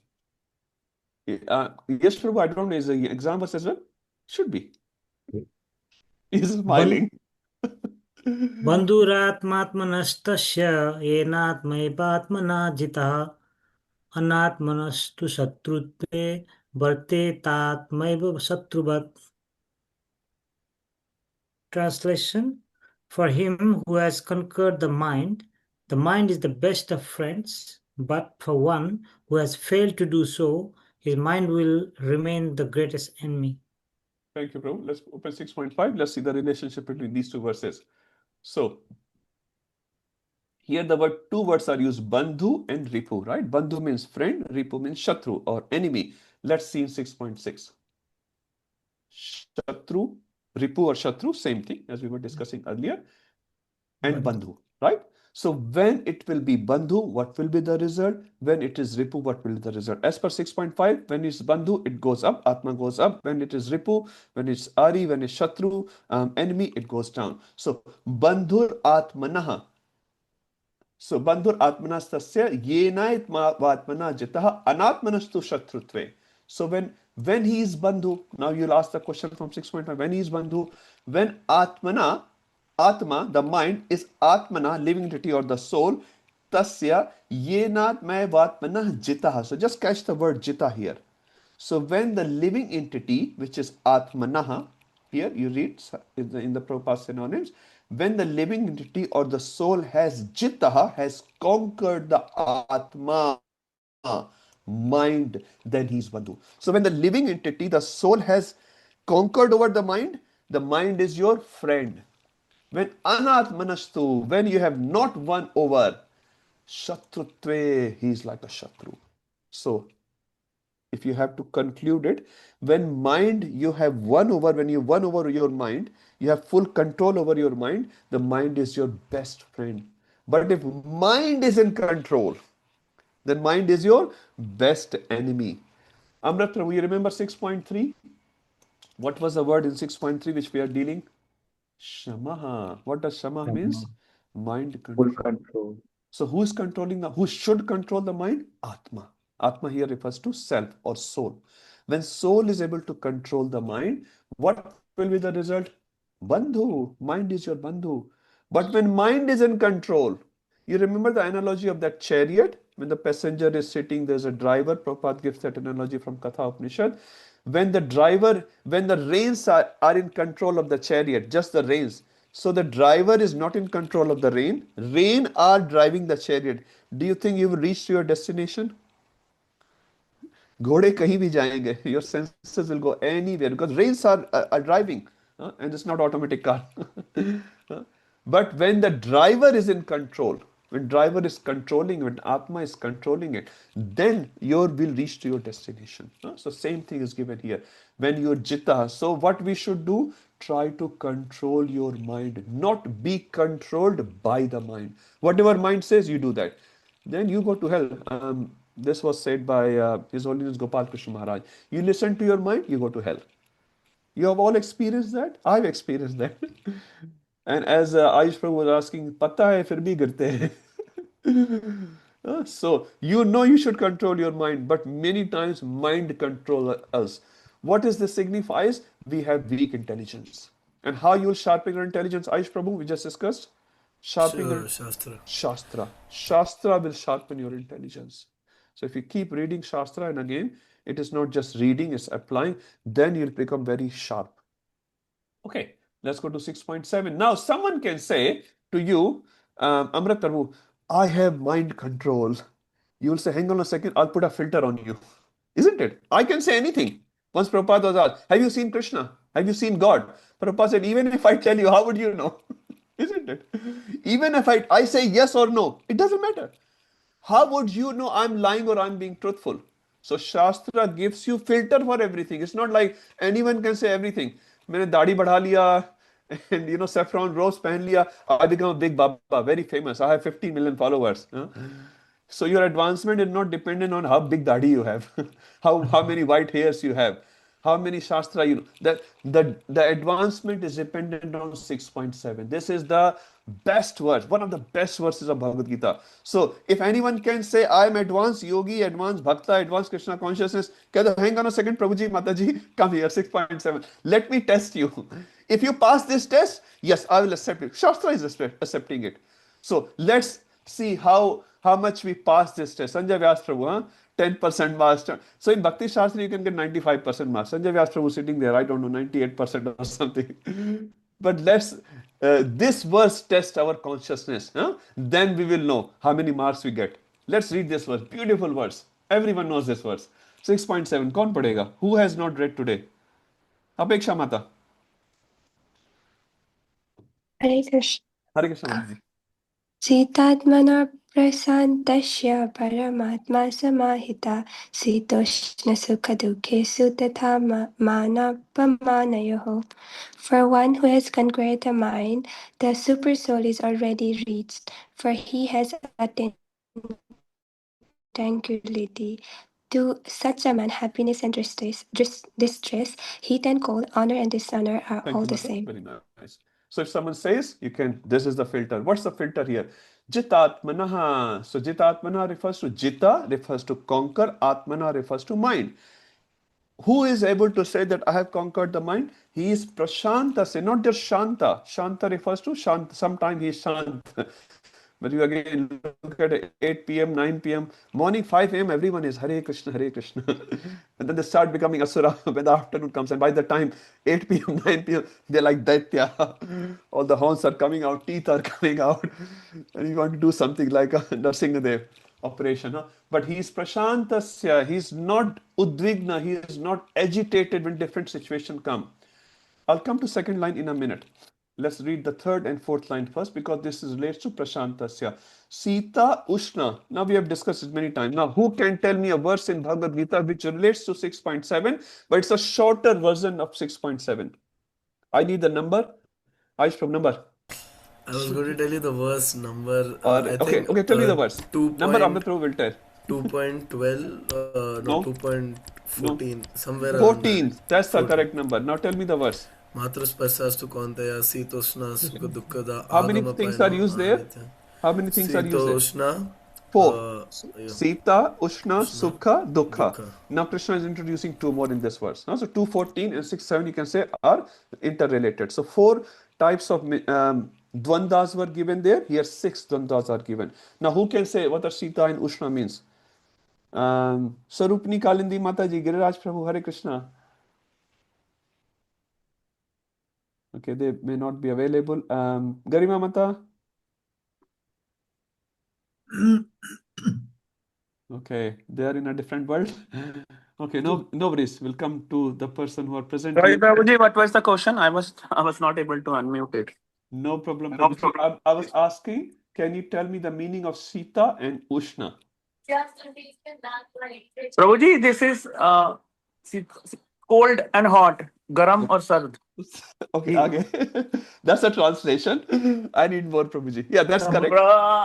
When we talk about 214, Krishna given a reference that क्या जो एक relies soul है उसको वो feel नहीं होती, मतलब ठंडी और गर्मी से फर्क नहीं पड़ता, जैसे वेदर चेंज नहीं पहनते हैं तो they stay stable in the mind. But sannyasis नहीं wear ब्रो, मैं jacket, तो Prabhu. बड़ी मुश्किल से पहनता हूँ. Okay, but I've seen sannyasis, even Prabhupada wearing jackets. Yes. So No, how do let me open 1 second.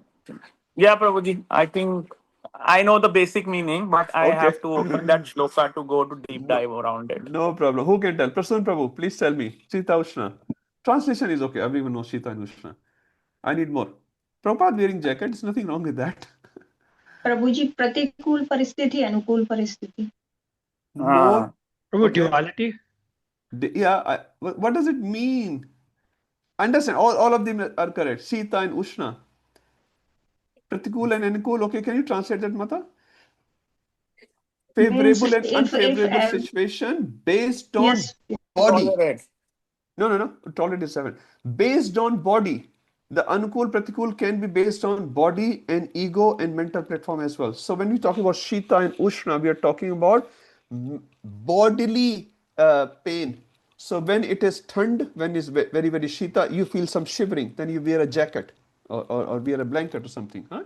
So when we're talking Shita and Ushna, as Mata said, Anukul, Pratikul, favorable, unfavorable, that is based on body. It is called Shita and Ushna. Huh? So when we प्रभु जी जब life में कुछ negative आए तो limit करना, और जब life में कुछ अच्छा आए तो बहुत ज्यादा प्रसन्न हो जाना, जो इन दोनों में समान रहे. But 1 second, Mata. This is categorized into 3 categories, Mata. So you're right, but I'm just expanding on top of it. So Ankul Pratikul can be on 3 levels. Can be on a bodily level, can be on mental level, can be on ego level. So this is 6 types. of Ankul and Pratikul. So when we talk about Sita and Ushna, we are talking about bodily level comfort and discomfort. I was going a train and it was so crowded. It was so hot today.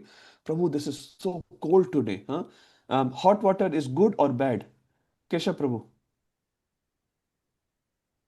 I mean, it depends, but if it's too hot, definitely not good for.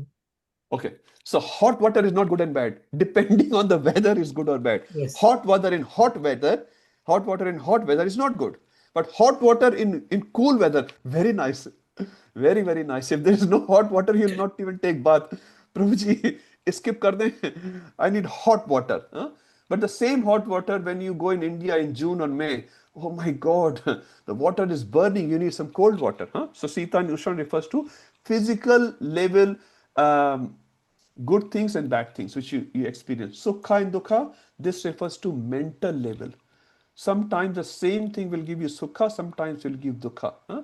So sometimes you go to someone's house and he offers you something that may be very, very nice, but same thing can be very displeasing to someone else because he doesn't like that. Huh? That's on a mental level. So similar thing can give you sukha and dukha. And man and apman is referring to ego level. Someone said something and you may feel man, oh, he was praising me so much, and someone said the same words for another person, he may feel apman. Huh? Example Jiva Goswami gives, if someone is an emperor of the whole world, for example, it's called what do you call emperor of the world in Hindi? Anyway, Maharaja, I guess. Sikandar. Sikandar. He wasn't a Maharaja. Yudhishthir Maharaj was the emperor of the world. Parikshit was the emperor of the world. Dhruva was the emperor of the world. They are the emperor of Alexander was just a small Chakravarti Samrat. Chakravarti Samrat. Chakravarti Samrat. Thank you, Prabhu. Chakravarti Samrat, emperor of the world. And you call the emperor of the world is the owner of a 2-bedroom apartment. Will he be happy, Amrit Prabhu? Tata and Birla and Ambani and whoever, all those things. You tell him, आपके पास 2 lakh रुपए हैं. Will they be happy by listening that? No. No. And if you tell a poor beggar, you have 2 lakh rupees, he said, कहाँ है? कहाँ है? My dream is, his life savings can be like 2 lakh rupees. It's so much for him. So same sentence can come on your ego. You'll feel actually very apman, insulted there. And same sentence can make you very man. So this is on your ego. This is not sukha and dukha. It's on ego level. Now when ego is hurt, you feel dukha. It comes on a mental level. And then you respond on it. That is on a physical level. You break someone's face.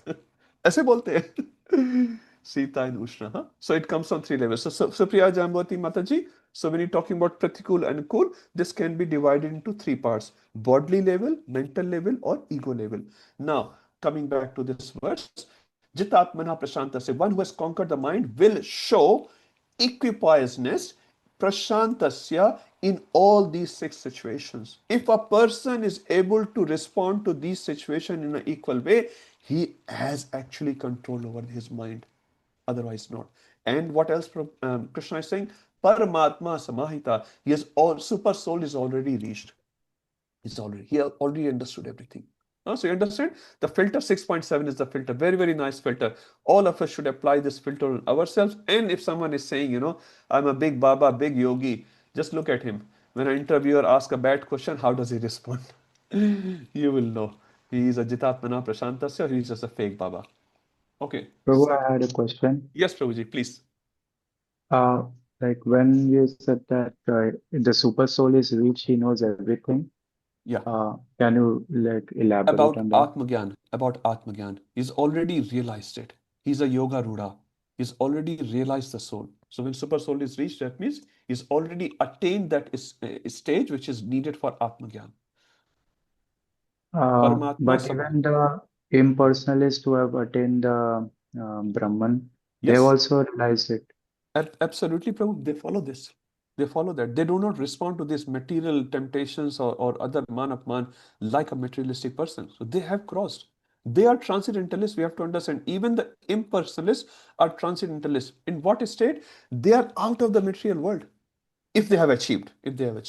They are not seeking their happiness in the material world. The problem with us is, most of us at least, we are seeking pleasure in the material world. but they're not seeking pleasure in the material worlds, and that's why they don't get impacted. So you will see the basic stages are same. So, one who has reached the super soul, does that person enjoy higher happiness than one who has reached the Brahman? Same. No. Brahma happiness and this one is same. That's Super what we are soul is talking this. Paramatma Yeah. realization. So So it's Paramatma, not, the super soul is reached means he is in the stage of Brahman. He's in that stage. Paramatma Samahita, he is in that stage where he exhibits these symptoms, which means he has control over the mind, which means he is yoga ruda. He is advanced in yoga. He's in Brahman platform. okay. Okay. Something Yeah, unclear. because I thought and I understood that Paramatma Samhita is that he has understood Paramatma or has reached the Paramatma in his He heart. he has reached that level to understand, and we'll expand on these verses more as we go forward, Prabhu. Okay, cool. That's why Okay. he's an elevated person. Hmm. Yeah, because mind control, Prabhu, is not easy. Not easy. Yeah. Okay. What is his vision? Okay, Sanjay Vyas Prabhu, you have a question. Prabhuji, Hare Krishna, Prabhuji, don't pronounce. Prabhu, on the same verse, 6.7, Prabhuji, what is it? What does it mean that? So I understand, say, 2.14 essentially saying that a person remains steady irrespective of changes in circumstances, and that summer and winter are given as an example. But then here in 6.7, what does it mean that a person is the same in happiness and distress? Because we are all seeking happiness. Does that mean even in distress, that person is happy? And then in heat and cold, as you said, at the bodily level and honor and Yeah. dishonor, the person is Yeah. equiposed. So, what does being the same mean Okay, thank you. here? Very nice question. What's the practical example? I wanted to give, I forgot. Thank you, Prabhuji, for reminding me. Yeah. In Bhagavatam, in fifth canto, we read the example of Jad Bharat. Jad Bharat represents this person here. All these six dwandas, he had crossed over basically. So if you remember when Jad Bharat was very, very young, his father left the body. His father loved him a lot. He pampered him a lot. He trying to teach him something. He was trying to teach mantras and all that. But when he left the body, he was in a sukhi stage, you can say. So you can say in a Ushna. Ushna means warm. Warm means his father loved him. But when father left, his brothers mistreated him. If you remember from that past time, right? This is called Shita cold. Did it impact Bharat Maharaj at all? That Jad Bharat? Not at all. No, Sita Ishna. Sukha and Dukha.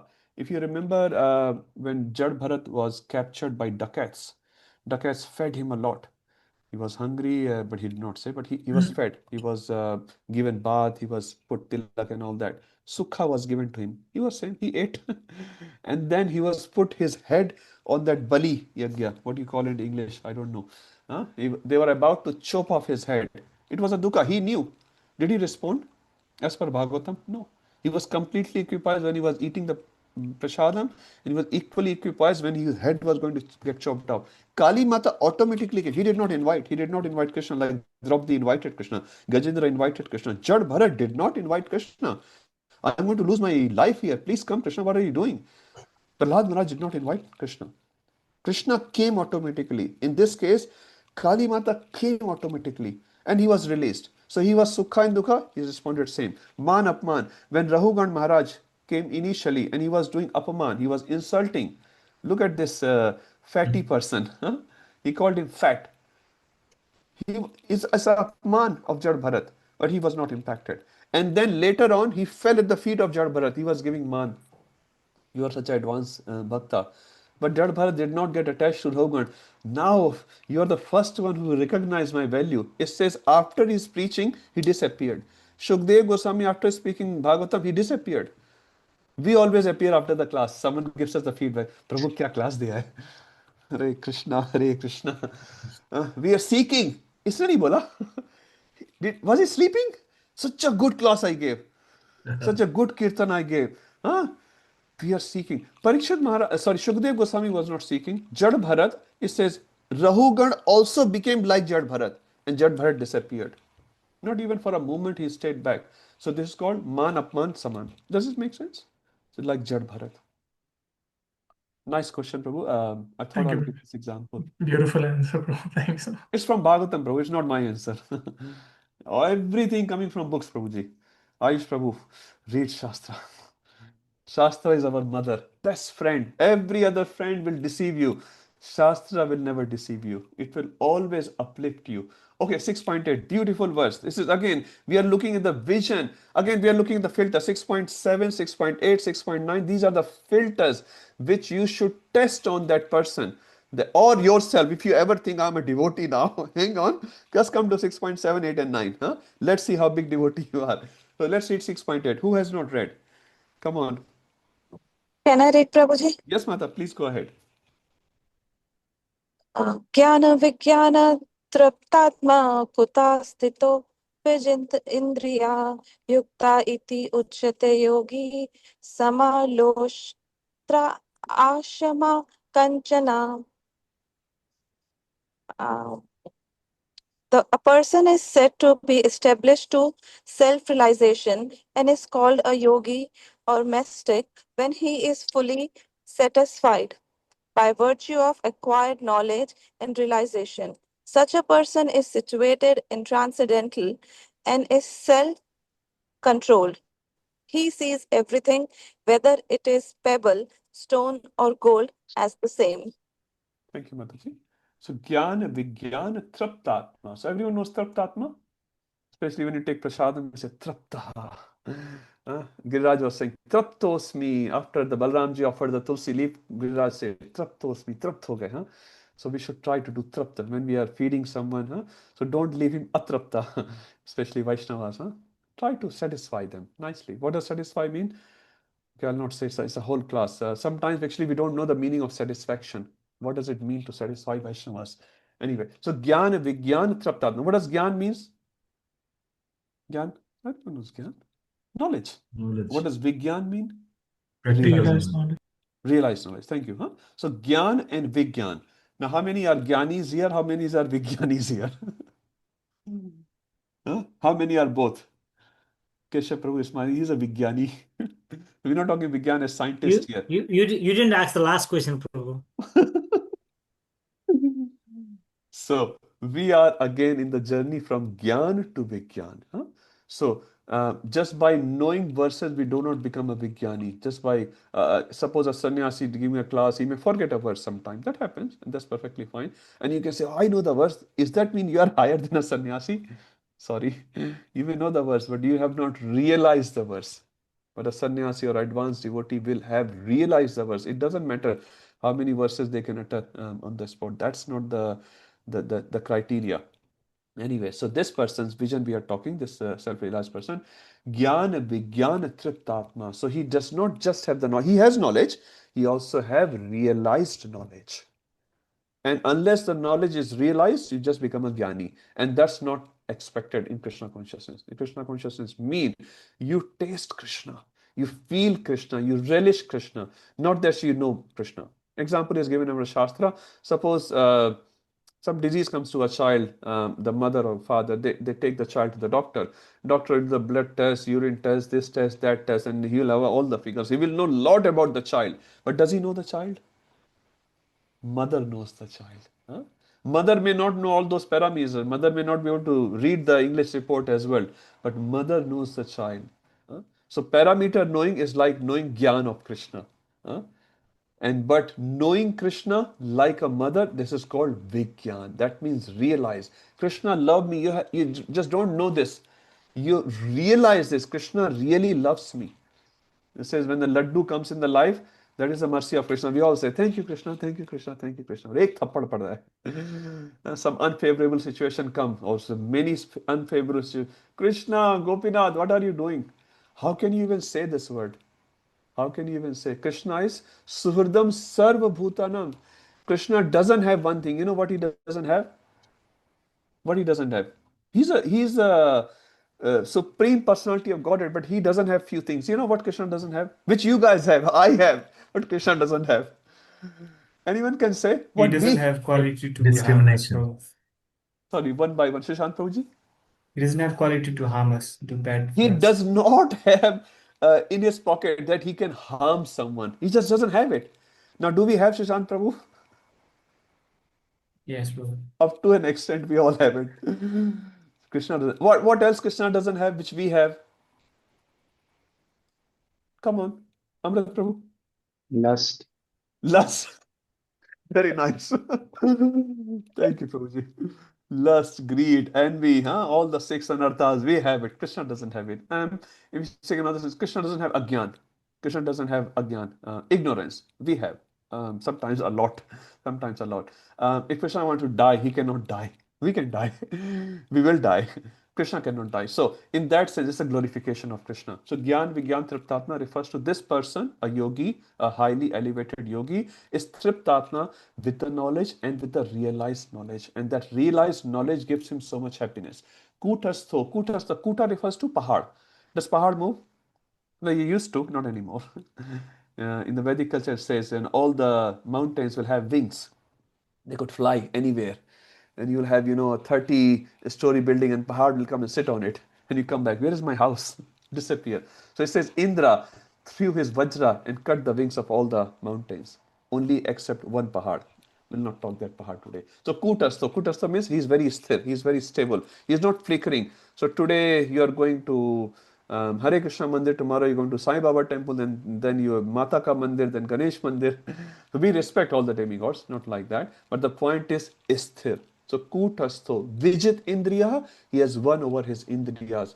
Yukta Ittichate Yogi. Yukta here refers to well established. He is a well established yogi, means advanced yogi. Sama, here the word Sama, I used to, the word Sama is here. This is not Shama, this is Sama. Sama means equal. What are the three things he's looking at equally? Lostra. So Prabhupada lies, Lostra is pebbles, kankar, chota chota kankar. Ashma, Prabhupada writes as a stone, and Kanchan, everyone knows Kanchan. Prabhupada says, Kanak Kanchini.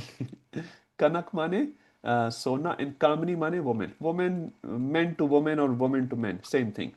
So Prabhupada says, if you sit idle, you will think about two things. Kesha Prabhu, what are the two things you will think? Not you, a non-devotee. You're a devotee. What are the two things Prabhupada said when you sit idle, you will think about? That's Money and wealth women. and woman. Wealth and women. Or wealth and man. So we are not discriminating. We are equal. So Lostra refers to pebbles, asma, stone, or kanchana, gold. He treats them equally. He will not get tempted with that sona. Okay, I will offer you 1 kg of gold. These days, I don't know the rate of gold, but very, very high. So you will offer him 1 kilo of gold and you can buy him. Not like that. He will look at equally. Now, at the same time, he does not disrespect gold. Prabhupada said, there's a cartoon, not a cartoon actually, the actual picture was published in a newspaper somewhere. A sannyasi was given the money and he was like putting his head other way, and he was saying, no, no, no, no, no, no. Prabhupada said, if I was in place of him, I will say yes, yes, yes, yes. Prabhupada said, give me all the money of the world. Give me all the money of the world. And he's a sannyasi, he's a paramhansa, because he knows how to use the money. He says Lakshmi should be given to Vaishnavas so that they can put in the service of Narayan. So we do not say no to money. We do not say no to anything if we can put that in the service of Krishna. Now, we are neophytes. We cannot put everything in the service of Krishna. Only advanced devotees can do that. But the point is, a devotee know the best use. So when a kanchan comes, when a gold comes, he will use that gold. If it doesn't come, he is still happy. When Prabhupada was asked by his disciple, he was reading in 5th canto of Srimad Bhagavatam about Meru Parvat. Meru Parvat is made up of pure gold. So he asked, Prabhupada, can you please tell me where is Meru Parvat? Prabhupada said, why do you want to know? I can go and get some 4 or 5 kilos of gold so that we can put in the service of Krishna. So his intention was very good. And Prabhupada smiled, he said, instead of getting 4 or 5 kilos of gold, you can just give me 4 or 5 devotees. I'll be very happy. So he did not say, oh, gold, and go there, get gold. No, not like that. No. So, and also when he was constructing Vrindavan temple, it says cement was not readily available. It was available by very, very hard work. Some crisis was going on. So Prabhupada was thinking about cement, and he was telling devotees, you have to guard, you have to guard. People will steal otherwise. So he was thinking about cement, he was talking about the cement because that cement was to be used for Krishna's mandir. Krishna's mandir. So it doesn't matter it's gold or a pebble or a stone. What is the usage? If it is used, the stone or pebbles are used, I will treat that as gold. But when a gold is there, it doesn't impact me. It doesn't impact me if I'm not able to use that in Krishna Seva. So sama, equal vision of Lostra, Asma and Kanchana. So this yogi has Jnana Vigyan Triptatma, is completely satisfied with the realized knowledge. He's Kutastho. He is a stable person. He's not a flickering person. He has full control over his indriyas and he treats three things equally, which is very, very rare in this material world. Pebbles, stone and kanchan, gold. Okay. Now, this is how he treats the things. How does he treat people? Very, very important. Sometimes we are able to treat things equally, no problem, because things don't speak. When we talk about our friends or our family or our boss, we have different feelings towards them. So let's see what is his feeling towards the people. This is 6.9. Nice Prabhu verse. Ji Yes, Mata. हरे कृष्ण प्रभु ये एक सम वाला ये जो है एक एक जैसा देखता है समदर्शिना सेम टाइप ऑफ Same, श्लोक Mata. सम Yes, you're right. Okay. The sama word refers to equal. It's been used hundreds of times, Mataji. We should be equal towards the situation, towards the things. Now this one will say sama towards the people. Anand Prabhu, would you like to read?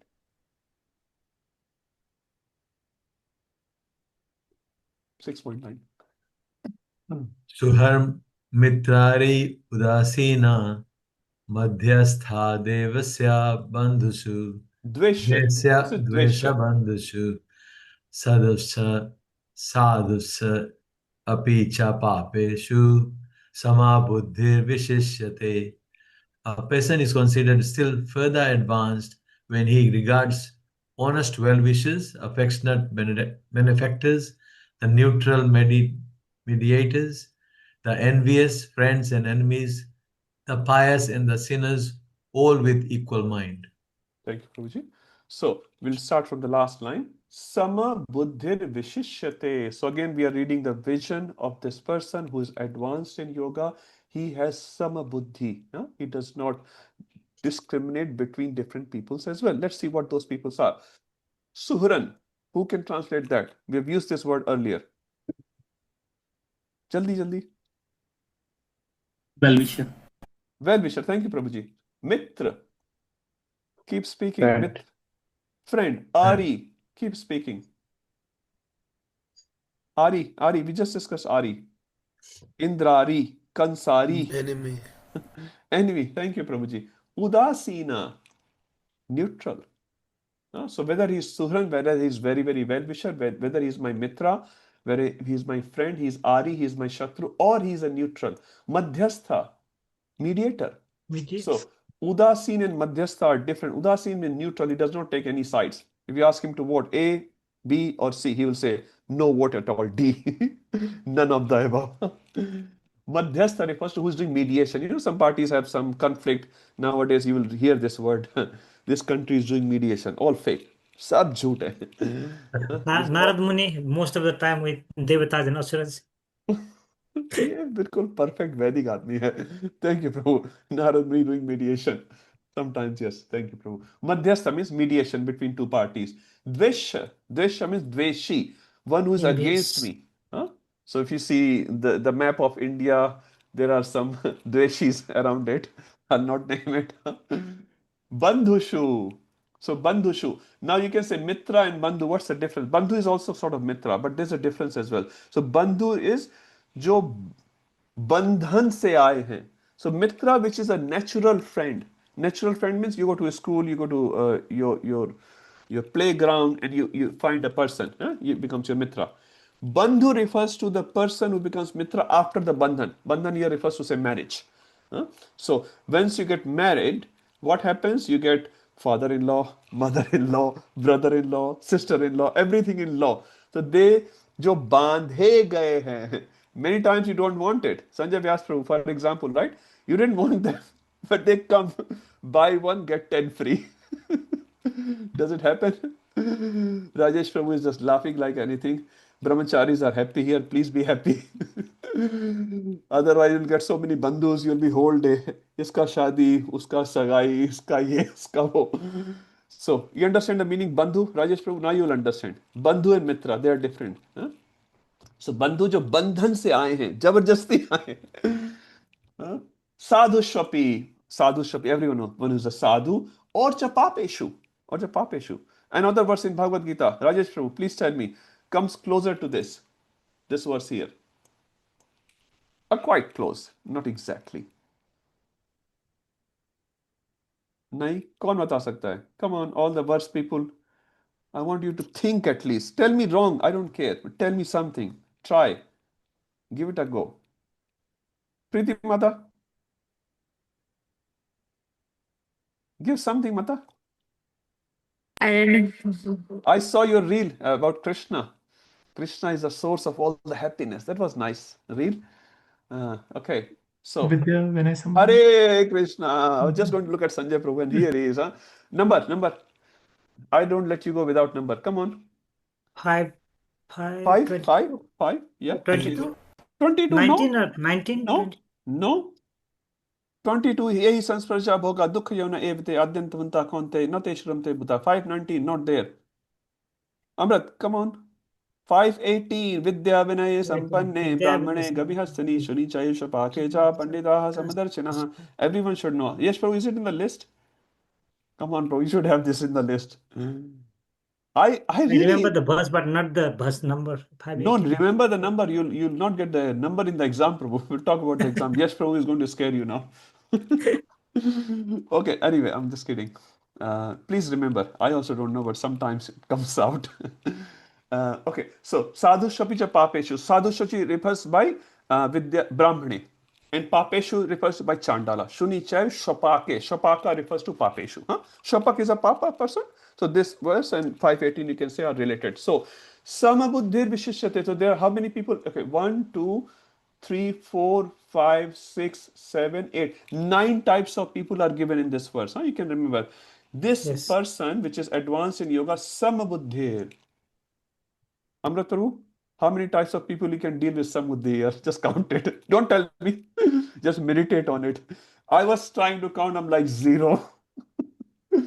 Only when it looks favorable to my ego, I love it. Otherwise, So this is why we are neophytes. Huh? Now, some of you may be advanced. I'm not saying that. Please don't mind it. It's very difficult. Huh? So dealing with things equally is okay, but dealing with the people equally is very, very difficult. Very, very. Sometimes they say serving deity is no problem, but serving Vaishnava is very difficult because deities don't give feedback. They're always smiling. You serve Gopinath apple or you have 56 pakwan, they're always happy. But people will say, अरे ऐसा कर दिया, वैसा कर दिया, ये सही नहीं है, वो सही नहीं. They will always, say and give feedbacks. Very difficult. Just on that, Prabhu, Sanjay Vyas Prabhu has made a reel on that as well. Nice reel Prabhu has made. You should watch like a 30 seconds reel. Okay, someone said something. Prabhu, so in this verse, the same principle applies that we should look at these persons in their respective positions and then Reciprocation, yes. Yeah, yeah. but internally you are looking at all same. Yes, Prabhu, 518 principle applies here as well. Yeah. You cannot go to your RE, although Bhishma Pitama, I'll just give you that example. Bhishma Pitama was such a person, or Yudhishthira Maharaj as well in that sense, Nakul as well. We have examples. My mind is just reeling up those examples. So I'll tell you one example of Bhishma Pitama. So when Bhishma Pitama on the day 1 of Yuddha Mahabharat, when Yudhishthira Maharaj, before starting the Yuddha, after the Gita is finished, now is about to start, then Yudhishthira Maharaj, first Arjun stopped the war, then Yudhishthira Maharaj stopped the war. He walked to Bhishma Pitama and said Pranam, Bhishma Pitama. Now everyone is listening that, everyone knows, I'm sure. Then what happens there? And then he said, Bhishma Pitama, Pitama, I know no one can defeat you in the war. Please tell me how we can eliminate you. In front of everyone, he's asking, how can I kill you? He still gives Vijayastu, huh? So let you gain the victory. So Bhishma Pitama said, good question. Let the right time come, I'll respond to you. And Bhishma Pitama did disclose on the 9th day of Mahabharata, 9th night, when Yudhishthira Pandavas, they went to the camp. Bhishma Pitama said, this is how I can be killed. Now, this is how people, and Prabhupada gives this in one of the purports, how open people, how truthful people were in the past, because they could speak even to their Ari with no secrecy, no privacy. But for us, Amrit Prabhu, we have to differentiate from that perspective. But internally, we should know. One example more. Gauranga Darshan Prabhu gives, then I'll stop. Suppose, 10 devotees are sitting there and Amrit Prabhu has $10,000 in his pocket. Others also have some money. One thief comes and he steals his money. For Amrit Prabhu, externally at least, he's an Ari, isn't it? He stole your money. Huh? So, but internally, Ayush Prabhu, what is he thinking? Yes, externally, and he should complain to police and try to find his money. No doubt in that. You should do that. Internally, what he should think. Ayush Prabhu will explain the mind of Amrit Prabhu. Internally, a great devotee like Amrit Prabhu would be feeling compassionate towards him, not having any envy, and understanding that these acts that he's performing is not, the soul is actually transcendental to that, but he, under the influence of material nature, in their ignorance or passion, is doing this. So Amrit Prabhu would have compassion towards the thief, and because of Amrit Prabhu's prayer, the thief would become a pure devotee. Ayush Prabhu give good classes. I was thinking he's going to say Amrit Prabhu. The Ayush Prabhu will say, he will feel compassionate because I had 10,000 more in another pocket. Why did you not take that? Okay, coming back to our actual discussion. Internally, he will not feel he's a Ari, he's my enemy. I have done some karma in the past which I owe, and today, whatever this suffering is coming, the loss of money, and that you would need that money for something else because of my bad karma in the past. So internally, externally, you'll try to recover your money. It is your right. Now, you may fail in that attempt. That's a different story. But internally, you're not feeling, oh my God, he's such a bad person and he is my Ari like that. So, Amrit Prabhu, does that answer your question in a practical way? Just what if I don't act externally? You should, because it's not your Or you money. should? It's not your money. You may fail in that attempt. You may not have means to get the money back because the thief was smart, thief was very high quality thief and all those things. But you should. That's your duty. Okay. If you are sick, Manu Samhita says you must look after your body. You should go to doctor, take the right medication. One devotee was saying, I tolerate the pain because, it's just my karma, I'm suffering. It's not the case actually, because it's not the body. Manu Samhita Mm. says very clearly, Krishna even says Mm. that you should protect your body. This is your dharma. Yeah. There are 6 types of Yes. atatai. You have to respond. Now, you may not have capacity to respond. That's a different story. You should respond. How much you will respond, how much Arjun will, that's a different story altogether because we all have different capacities. But the point is, internally, we should not have any dvesha for that person. Internally, we should say, somehow I have done some bad karma and this person is just reciprocating me. But externally, I will have to recover Krishna's Lakshmi for Krishna's seva. Is that okay? Yes, Prabhu. Thank Okay. you. I'm looking at the clock here. Let's stop here. We have done till 6:9. If any other questions, please write it. I'll definitely respond next week. Yash Prabhu